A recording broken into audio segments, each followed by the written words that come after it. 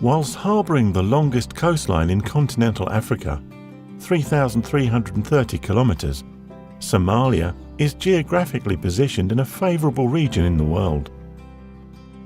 Each year, Somali waters invite millions of tonnes of migratory fish species, creating one of the most profitable fishing grounds in Africa. In addition, the country has over 10,000 square kilometres of inland water, with two permanent rivers, the Juba and the Shabelle, which render a great aquaculture potential. Currently, the fishery sector in Somalia has yet to be capitalised to its full potential. Studies conducted by SATG report that fish consumption at the household level is one of the lowest in Africa, with only 0.3% of the entire Somali population dependent on fishing as their principal livelihood. The fishing industry has contributed an average of 2% of the country's total GDP. At present, the annual production of fisheries ranges between 25,000 to 30,000 metric tonnes per year.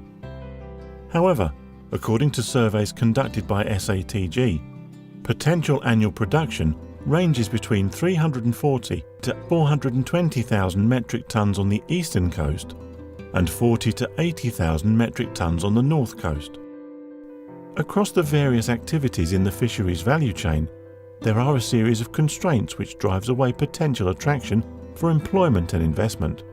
These constraints include 1. A lack of knowledge, skills and information. 2. A lack of equipment and technologies. 3. Price fluctuations. 4. Limited access to finances. 5. Lack of investment and limited access to international markets. In addition to these constraints, there is a major concern on the illegal, unreported and unregulated IUU fishing in the Somali territorial waters. International commercial fishing fleets from various countries have become active off Somali territorial waters as the threat of piracy has receded and security measures to protect the shipping have become more effective.